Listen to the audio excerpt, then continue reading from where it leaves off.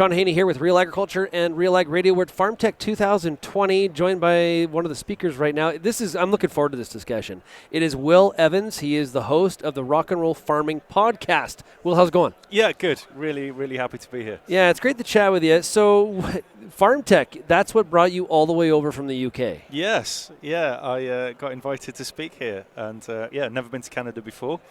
So, it's been great. Bit of a shock to the system, the cold weather, but everybody tells me this is quite warm here. But This is warm. Yeah.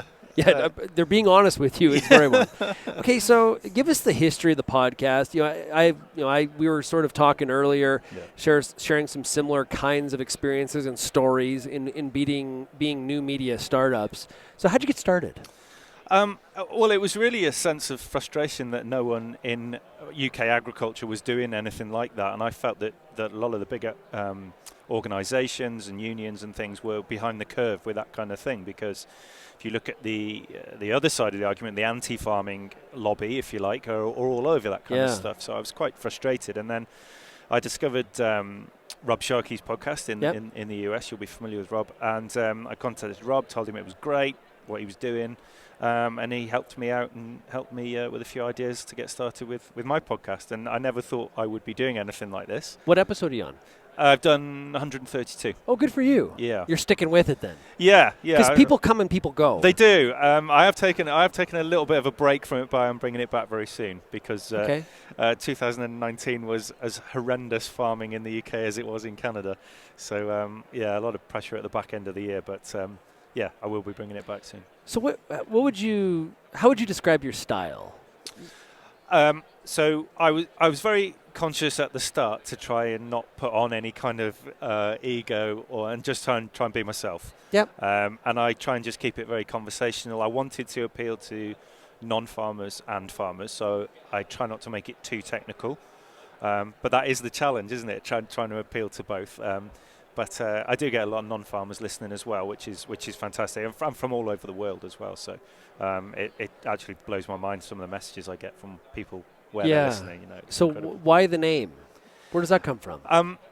We were thinking with names, and I'd come up with lots of things like meet the food producers and sort of stuff like that, but it all seemed a bit safe and steady. And then my wife and I had a brainstorming session one night over a few bottles of wine, and that's where all the best ideas come from. All the best right ideas. There, you got it. That was it, and I just wanted it to be memorable, really. So people heard it and they kind of investigated. So that was it, really. Okay, so you're over 100 episodes. When did you start it? Coming up to 3 years, March 2017. So when you first got going, and clearly there is some ag podcasts out at that point. Real lack of supply, though, in the UK. What was the reaction from people when you got going? Well, for a lot of people to start with, you had to explain what a podcast was. That old thing. Yeah. But once I'd got past that, overwhelmingly positive from the start, really. Certainly with normal farmers and from all generations as well. It wasn't just the sort of younger generation, it was the older generation could see a need for this as well. And once you sort of explained exactly what it was, they got it as well. And in fact, I get a lot of older farmers listen, and even some of like our neighbouring farmers. Yeah. And you know what farmers are like when they see someone kind of the neighbouring farm doing something different, they can be quite... look out. Yeah. Look out. Stomp that out exactly. Quick. But no, it's been pretty overwhelmingly positive, actually. It is very cool because people know you as Will Evans. Your neighbors like Will Evans the farmer. Yeah. And now it's like Will Evans the podcast host. Yeah, who's Will Evans, who's currently not on his farm. He's in Canada speaking at a conference. Yeah. So it's been surprising, I guess, everything that's happened. But yeah, the reaction's been incredible, and the nice thing is it's also I've also been able to help some other people get going with podcasts as well. In the UK and in Ireland, and it's nice when you get sort of messages saying, your podcast has really inspired me and helped me to want to start mine. I mean, you must find that as well. I'm glad you brought up the point about helping, because I think the one thing is in the ag community across people that are podcasting is there really is a willingness to help. And, we were just talking about microphones and headsets before we kind of got going here. And I think that's kind of a genuine sense of what agriculture is really like. A lot of times we're helping each other on, livestock practices or agronomy. But here now this is kind of a new element of sharing. Yeah, it is, definitely. I mean, I would help anybody with that kind of thing, because the whole reason really why I started the podcast was to try and help the industry. And, I'm obviously a farmer. Most of my friends are, my family members are, I've got 4 young children. They're a bit young to tell at the moment, but they might go into farming. So the more we can do as an industry and help each other out, the better it's going to be on many different levels. Have you ever done like a live one in front of an audience yet? I have done some live ones. Aren't those fun? They are. And it's amazing how people get into it and ask questions and get excited about it.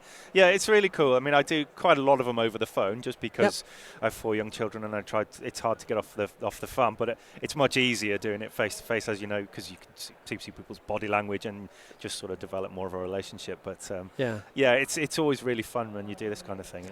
Okay, so you got some help from people like Rob to get started. Yep. How have you kind of honed your craft over the episodes? Because I would hate to go back and listen to myself in 2009. Yeah. In fact, I never do it. No. Even when I started the SiriusXM show in 2016, I would never go back and listen to one of those shows. I know exactly. So what how do you how do you get better? I think it's just experience, isn't it? And I think sort of one of the things that I did consciously set out to do at the start was to try and. So I was quite conscious that farmers aren't always the best at talking about themselves, and certainly in the UK, where we're sort of generally quite reserved and conservative people, it's quite difficult to get them to open up and talk about issues they may have had, or even sort of exciting things they're doing. Sometimes they're a bit reticent about sort of because they don't want to be seen as bragging or showing off. Yeah. So I wanted to sort of consciously make people feel at ease and just keep it quite conversational, try and make them laugh a bit, and just chat to them like I would chat to someone if we were in a pub or at a conference or in a coffee shop or anything like that. So, and people, I think, respond to that. They feel it makes them feel at ease and feel comfortable. What's your most memorable episode? I always really like the funny ones. Sometimes you speak to people and they're like, they've never done an interview before, and you can just tell they're born to it. They just come out and they're really funny and they embrace it and they really get into it and they really enjoy it. So I like those. I spoke to a lady called Gillian Fennell, who is an Australian cattle rancher. They live on a 1 million acre cattle station in southern South Australia. So that was great, and she was the most Australian lady you can ever imagine. She swore lots, and it was great. It was brilliant fun. But I mean, I think probably the most memorable are the ones where we've talked when people have had issues with sort of mental health or farm accidents, big things they've had to overcome. I think they tend to get the biggest response from listeners as well. Always get a lot of messages after those shows. Just sort of saying thank you, because now I realise I'm not the only one feeling like this and that kind of thing. Has the success of it led to any opportunity to be doing stuff on the BBC or on Sky? Has any of that happened yet? Yeah. So I've got involved with sort of several other podcasts. People seem to see me as sort of Mr. Podcast in the UK now. So I get sort of farming organisations and things wanting me to sort of host their podcasts and stuff like that, which is cool. And I've done a bit of that as well. Though I like my podcast because it's independent and it's always really just going to be a voice of normal farmers. But yeah, that's been really cool. And I've done various interviews on with sort of BBC and things like that. I was on BBC. The BBC TV show Country File last year, which is cool. Kind of has like 9 million views, so that was really cool. And suddenly I got a massive ramp up in subscribers after doing that. But that was a really fun thing to do. So are you doing anything on YouTube or Instagram, or you just kind of? Not really. I haven't gone down the YouTube route. I like being behind a microphone asking questions. Yeah. I don't massively like being in front of a camera. Well, I apologize for all of this then.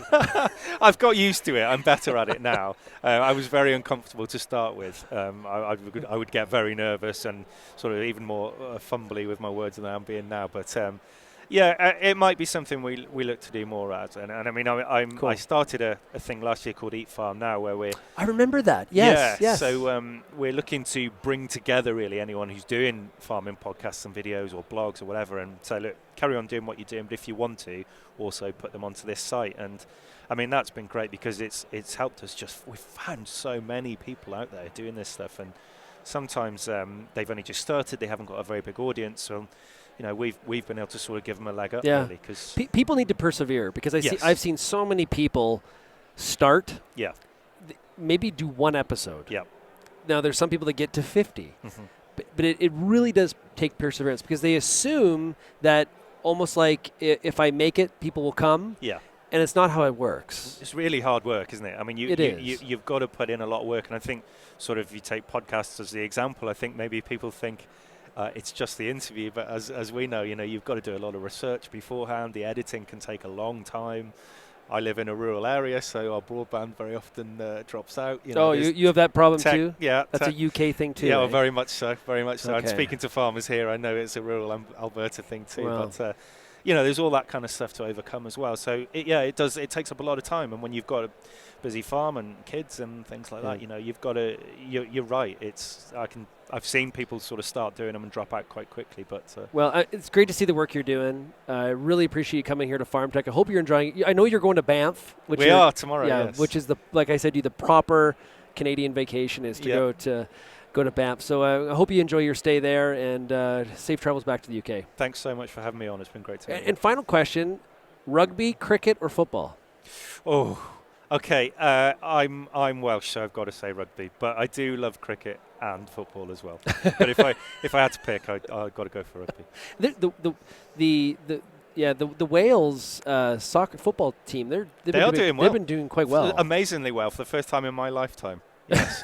They are doing well. It's quite exciting. Absolutely. But I'm a big cricket nerd as well. So that's cool. All of them really. I don't understand that one. No one over here does. But then we don't understand baseball either. So it's. But they're so similar. Yeah. Sort of. There's like people on a field with a stick, and it's cricket. It's like I was saying to you about hockey before. We went to a hockey game last night, and it's once you know the little nuances and little battles within the game. It's right. Highly entertaining. Well, a lot of North Americans don't get soccer or football either. So exactly. Yeah. Well, and it's grown on me. I really like it. So. Yeah. Well, I'm a big Liverpool fan, so at the moment. Well, that's quite easy these days. It is. Yeah. That's like being a New England's Patriots fan. It kind of is, but I have always been a Liverpool fan since I was a kid. Okay. So I'm not a glory supporter. Little inside baseball here, but isn't Jurgen Klopp one of the coolest people on the planet? Honestly, wouldn't you like him to be running the planet? I wish I had his hair. His hair, but his charisma and his leadership skills. Oh. And he's got that sort of very laid-back German vibe. He does. But he's also a really tough, rules with a rod of iron as well. He's a really modern leader. And I think it makes Arsenal and Man U jealous every single day of the week. I don't have so. him. I really hope so. Hey, Will, this has been a lot of fun. Thanks a lot. Cheers, Shaun.